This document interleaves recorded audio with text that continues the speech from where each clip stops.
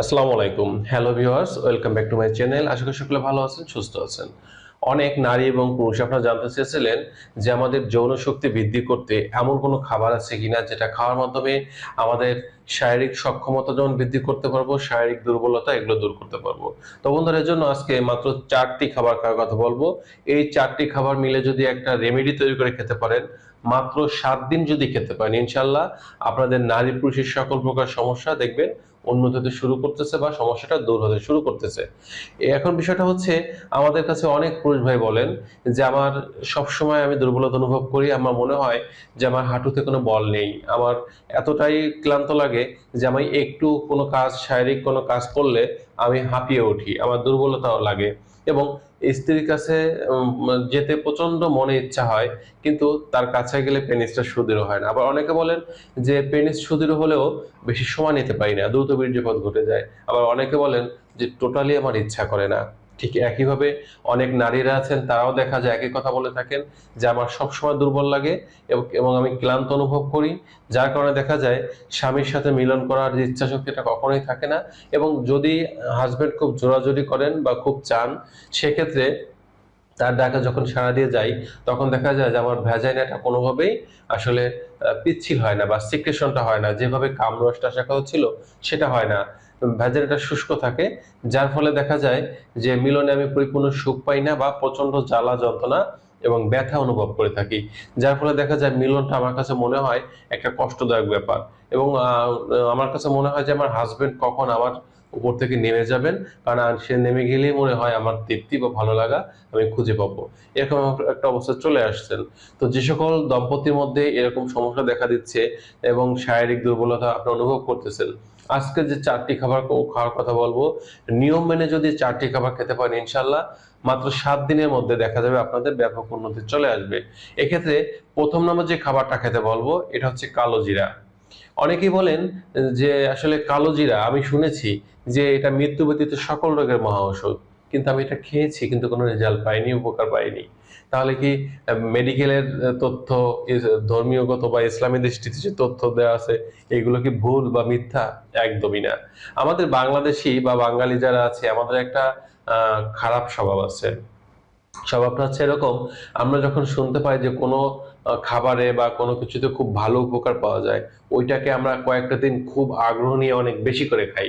যার ফলে দেখা যায় কয়েকটা দিন পরে ওটা অতিরিক্ত খাওয়ার ফলে আমাদের বিভিন্ন সমস্যা দেখা দেয়। হজমের সমস্যা, গ্যাস্ট্রিক বা অ্যাসিডিটির সমস্যা, নানান ধরনের সমস্যা দেখা দেয়। তখন আমরা বলি, না, এটা তো যে যা শুনেছিলাম তা তো পাচ্ছি না, তখন ওটা ছেড়ে দিই। যার কারণে পরিপূর্ণ উন্নতিটা আমরা পাই না। একটা বিষয় মনে রাখতে হবে, কালো জিরা খাওয়ার নিয়ম হচ্ছে প্রতিদিন 5 থেকে 7টি দানা, এটা আপনার জন্য মেডিসিন।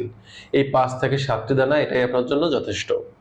দ্বিতীয় নম্বর যে খাবারটা খাবেন সেটা হচ্ছে খেজুর। খেজুর এমন একটা সুপার ফুড, যেটা মানবদেহের বলতে গেলে সকল প্রকার শরীরের যে উপাদানগুলো লাগে, ভিটামিন, মিনারেল, পুষ্টিগুণ সমৃদ্ধ একটি খাবার, যার কারণে এটা সুপার ফুডের তালিকায় অন্যতম। আর এই খেজুর আমাদের শরীরে শুধু দুর্বলতা, ক্লান্তি দূর করে না, আমাদের স্নায়বিক উত্তেজনা বৃদ্ধি করে, আমাদের যৌবন শক্তিটাকে বৃদ্ধি করতে কাজ করে। আমরা প্রতিদিন 2 থেকে 3টি খেজুর রাখবো বা খেজুর আমরা খাবো। 3 নম্বর যে খাবারটা আমরা রাখবো খাদ্য তালিকায়, সেটা হচ্ছে মধু। মধু যদি খাঁটি বা অর্গানিক হয়, তাহলে সেই মধু আমরা যখন খাবো, আমাদের শরীরে রোগ প্রতিরোধ ক্ষমতা বৃদ্ধি করবে। এবং বিশেষ করে সকল পুরুষের বীর্য অনেক পাতলা, সহজেই পতন ঘটে, তাদের বীর্য ঘন আঠালো করতে অর্গানিক বা খাঁটি মধুর কিন্তু কোনো বিকল্প নেই।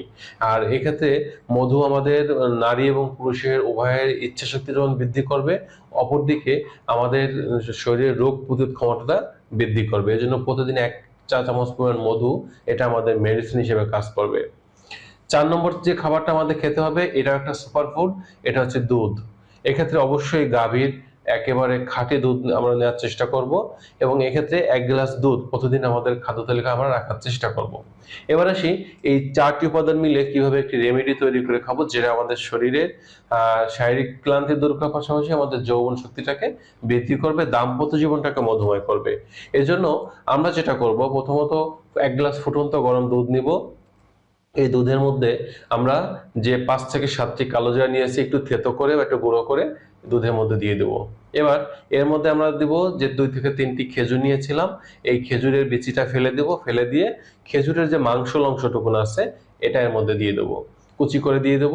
এবার সুন্দর করে নাড়তে থাকবো, 2-3 মিনিট নাড়ার পরে যখন দেখব যেটা হালকা গরম অবস্থায় চলে আসছে, তখন এটা আমরা এর মধ্যে 1 চামচ যে খাঁটি অর্গানিক মধু নিয়েছিলাম এটা দিয়ে দেবো।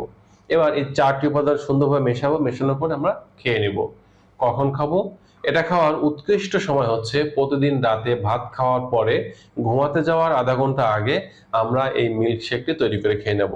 ইনশাআল্লাহ প্রথম দিন থেকে আপনারা রেজাল্ট বা উন্নতি পেতে শুরু করবেন এবং পরপর 7 দিন যখন খাবেন ইনশাআল্লাহ ব্যাপক উন্নতি অনুভব করবেন। সকল প্রকার শারীরিক দুর্বলতা দূর হবে, আপনাদের ইচ্ছাশক্তি বৃদ্ধি পাবে, মিলনে দীর্ঘ সময় নিয়ে আপনারা সহবাস করতে পারবেন।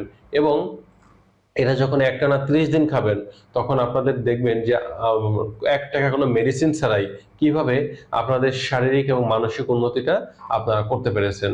তো এটা যখন আপনি নিয়মিত 1 মাস খাবেন, খাওয়ার পর যে উন্নতিটা আসবে এটা ধরে রাখার জন্য এরপরে মাঝে মাঝে এটা খেয়ে যাবেন, তাহলে দেখা যাবে মৃত্যুর আগ পর্যন্ত আপনি ভালো থাকতে পারবেন, সুস্থ থাকতে পারবেন। তো বন্ধুরা, এই ছিল আজকের বিষয়। নারী পুরুষের স্বাস্থ্য বিষয়ক কোনো তথ্য বা পরামর্শ পাওয়ার জন্য অবশ্যই কমেন্ট করতে পারেন, আমি চেষ্টা করবো প্রত্যেকটি কমেন্টে রিপ্লাই দেওয়ার জন্য। আজ এ পর্যন্তই, আল্লাহ হাফেজ।